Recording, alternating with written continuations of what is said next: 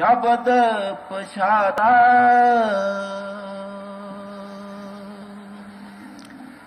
कल मैं श्री हजूर स्वामी जी महाराज की बाणी लई सी।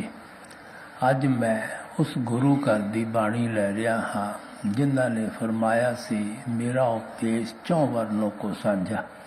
श्री गुरु नानक देव जी महाराज समझाते हैं कि आप की तालीम आप का उपदेश किसी खास कौम वास्ते नहीं है, किसी फिरके वास्ते नहीं है, किसी खास मुल्क के बाशिंदियां वास्ते नहीं है, कुल आलम दे वास्ते है और सारी दुनिया वास्ते आपका इको ही उपदेश है, क्योंकि हर एक नूं वो अपना समझते हैं। इसे वास्ते बाणी विच लिखते हैं ना कोई वैरी नहीं बगाना सगल संग हमको बनाई। गुरु साहब कहते साडा दुनिया अंदर कोई दुश्मन नहीं है, सानू इस रचना के अंदर कोई भी बगाना जीव नजर नहीं आता।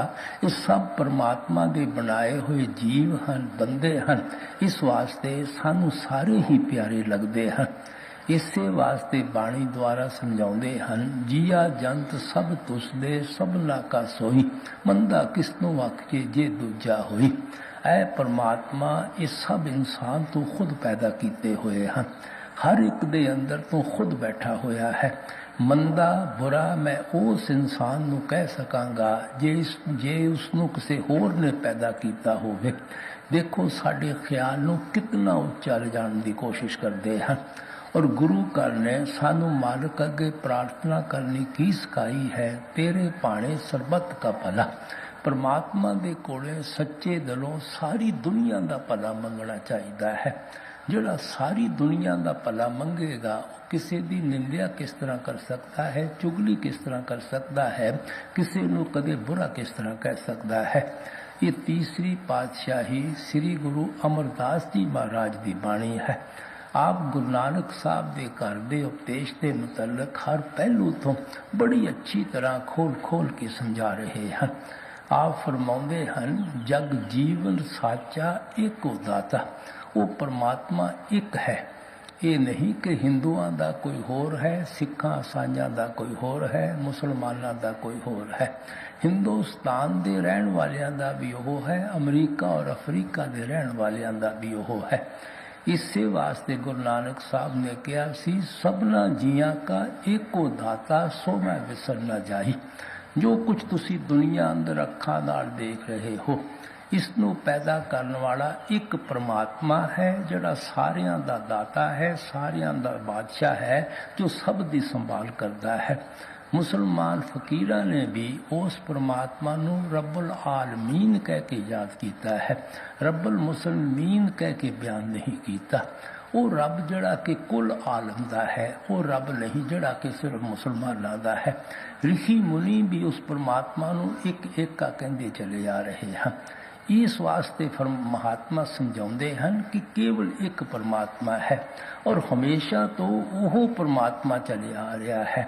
इसे वास्ते जपजी साहब की पहली पौड़ी विच गुरु नानक साहब ने समझाया है आद सच जुगाद सच है भी सच नानक होसी भी सच। गुरु साहब कहते साडे तजर्बे के अंदर एक ऐसी चीज़ आई है जिहड़ी आज जुगात तो सच ही चली आ रही है। सच का मतलब जिहड़ी कदे नाश नहीं हुंदी, कदे फना नहीं हुंदी, वो सिर्फ वो परमेश्वर है, परमात्मा है। सब तो पहला वो मालिक सी, सब कुछ उस मालिक ने पैदा किया है। जो कुछ पैदा किया है इन्हें नाश हो जाना है, फना हो जाना है, लेकिन इसनों पैदा करने वाला वो परमात्मा कदे नाश नहीं हुंदा, वो परमात्मा कदे फना नहीं हुंदा। वो सतयुग विच भी सी, त्रेते विच भी सी, हुण भी है, अगे भी उसे परमात्मा ने रहना है। इस वास्ते महात्मा कहते हैं हर बिन सब कुछ मैला संतो, मालिक दे बगैर सब मैल है, सब कूड़ है, सब ने नाश हो जाना है, सब ने फना हो जाना है। आसा दी वार विच गुरु साहब समझाते हैं कूड़ कूड़े लियो लगा विसरिया करतार, किस नाल कीजे दोस्ती सब जग चलन हा। ये जड़ा साडा शरीर है ये भी किराए का मकान है, पराया मकान है। किसी को 50-60 साल वास्ते मिलिया है, किसी को 70 साल वास्ते मिलिया है। ये भी किसी ने अग्नि दे सपुर्द करके चले जाना है, किसी ने मिट्टी दे सपुर्द करके चले जाना है।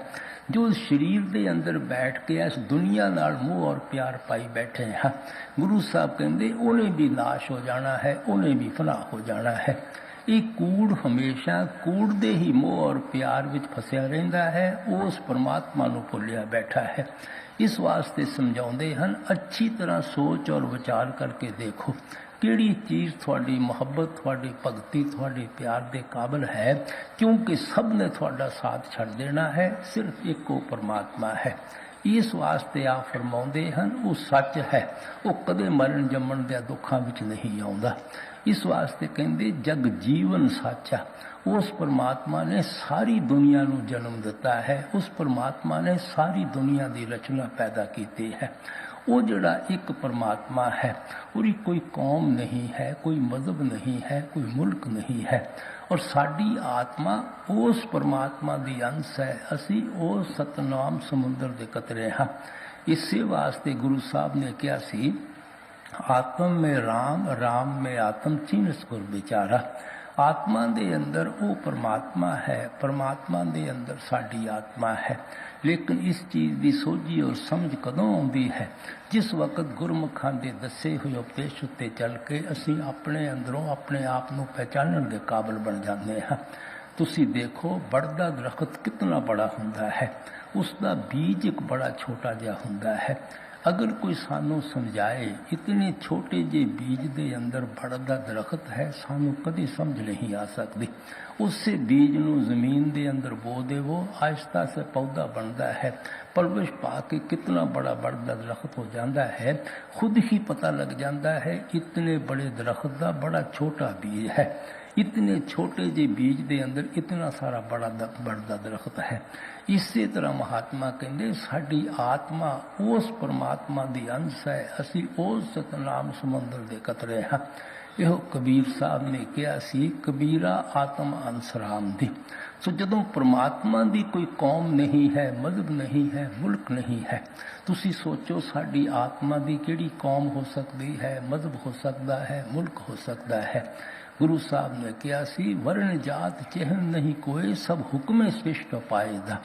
जिस परमेश्वर ने अपने हुक्म दे जरिए सारी सृष्टि की रचना पैदा की है, ना वो काला है, ना वो गोरा है, ना वो हिंदू है, ना वो सिख है, ना वो हिंदुस्तान दे रहन वाला है, ना अमरीका अफ्रीका दे रहन वाला है।